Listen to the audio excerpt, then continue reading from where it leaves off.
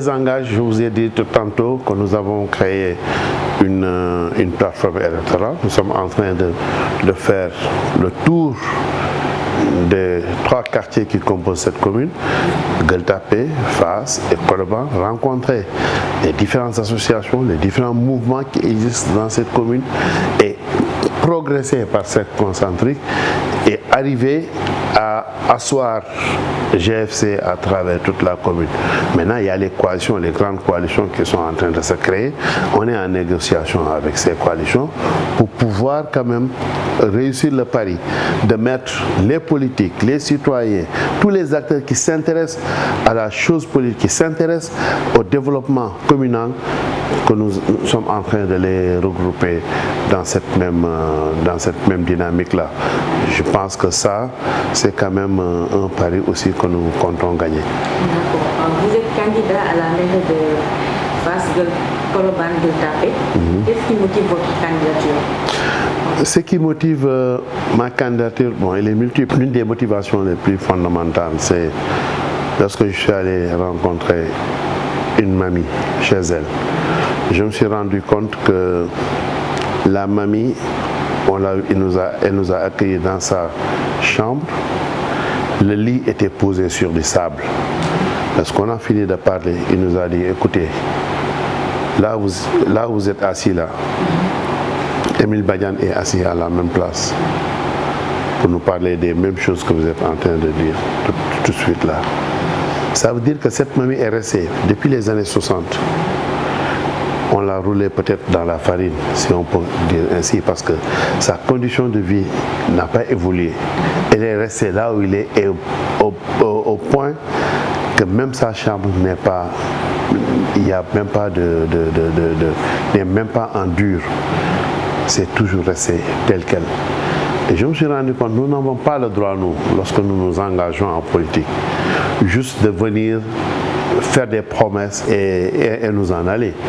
Nous devons essayer de satisfaire les besoins des populations. Nous avons une population qui vit une extrême pauvreté. Nous sommes une commune où il y a beaucoup de potentialités, mais qui sont très mal exploitées. Et ça, nous devons nous donner les moyens de relever encore ce défi avec les populations de Gueule Tapée, les populations de Fass et les populations de Colobane. Sur quel paradigme vouliez-vous appuyer pour quand même arriver à vos fins? Je pense que nous avons l'approche qu'il faut, nous avons le contact avec les populations, le contact avec les différentes couches de la population. Venir là où ils ont besoin de quelques investissements, qu'on puisse les aider à atteindre ces investissements-là. Mais également,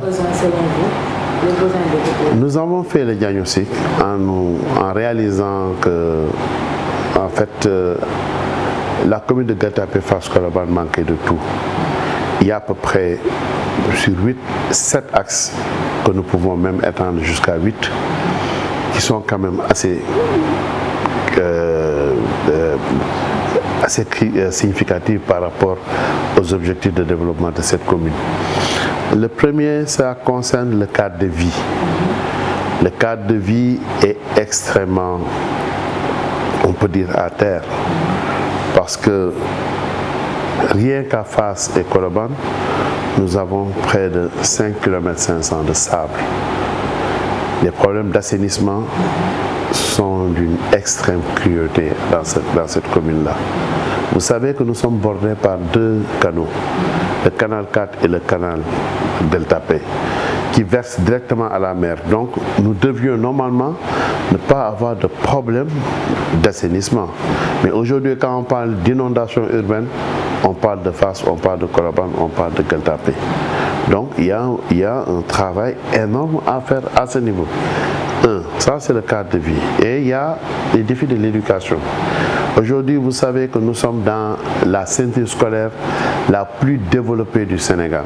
Il n'y a pas une commune au Sénégal où vous allez trouver qu'elle soit entourée de 5 lycées. Il n'y en a pas.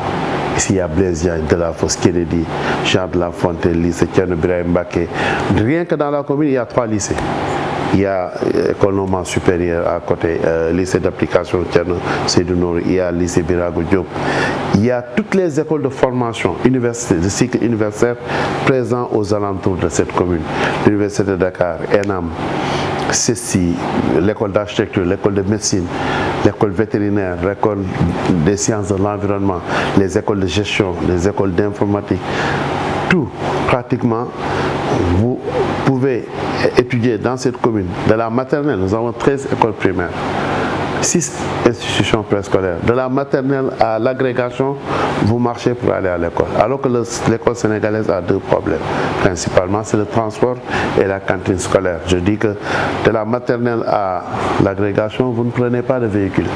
Aussi, pour le problème de cantine scolaire, vous pouvez même à la récréation aller chez vous, manger quelque chose et retourner en classe. Donc nous n'avons pas de problème à ce niveau. Mais le taux de rupture scolaire est très élevé dans cette commune.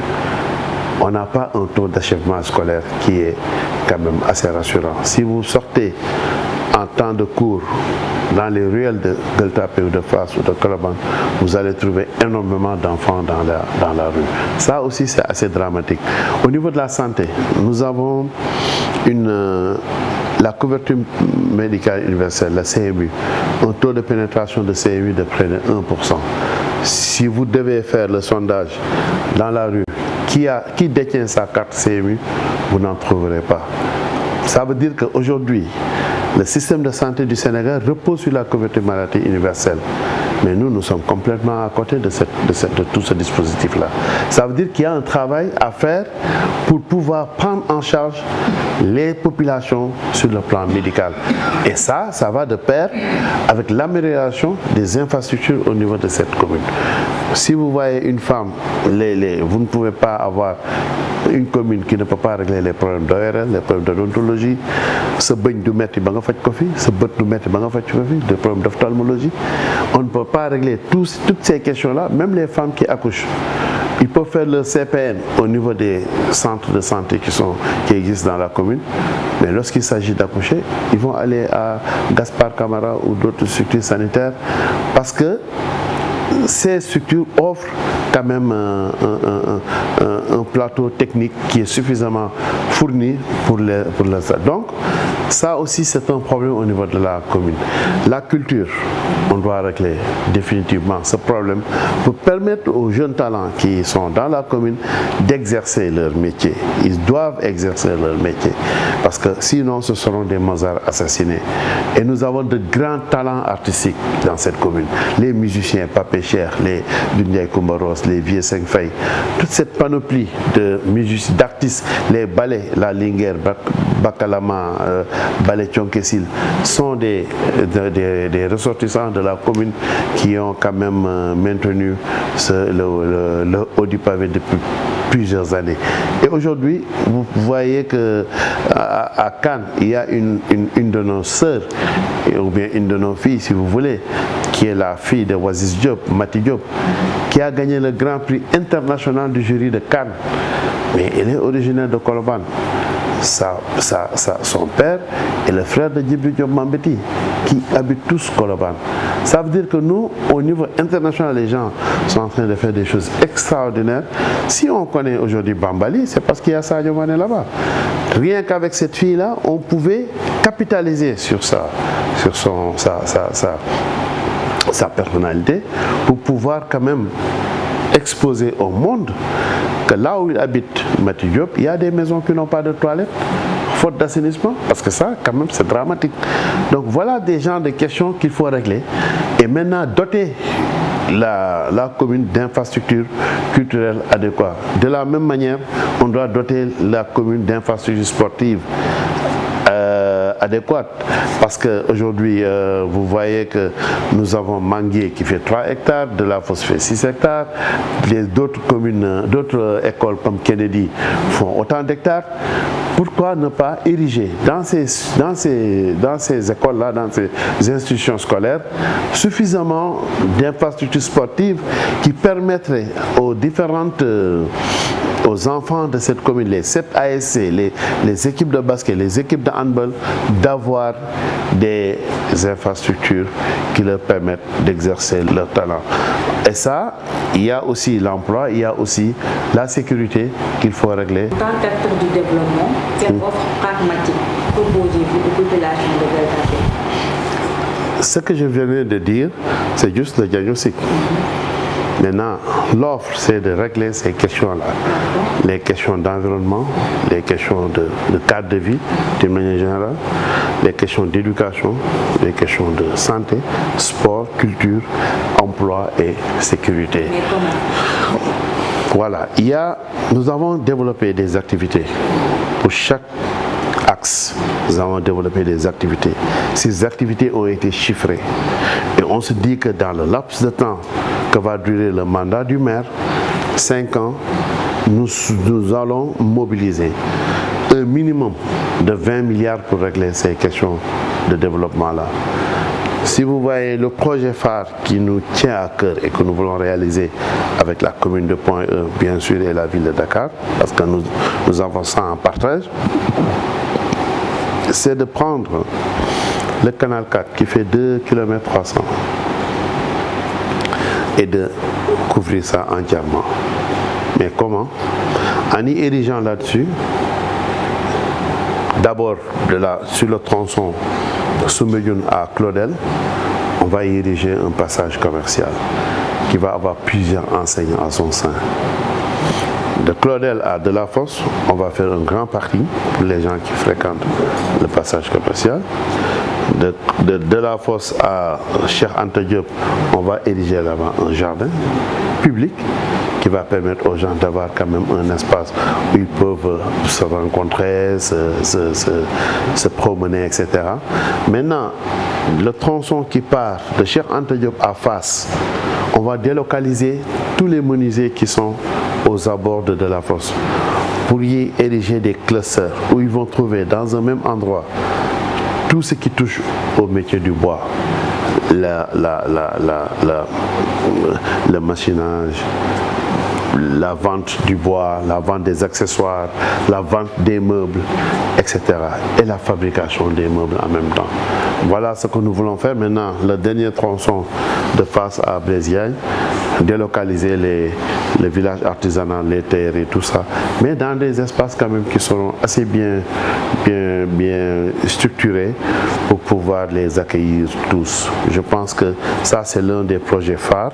L'autre projet, c'est de faire une ceinture verte à travers toutes les artères, les 20 artères de la commune de Gueule-Tapée Fass-Colobane, qui part de Delafosse jusqu'à la gendarmerie de Colobane, de place de l'Obélisque jusqu'à Soumbédioune, rue 6, la rue 22, etc.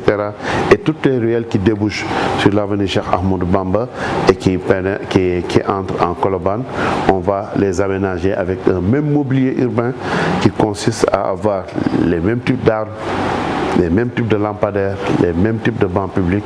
On pense en fournir 500 bancs publics, 1000 lampadaires et 3000 arbres à travers ces différentes artères.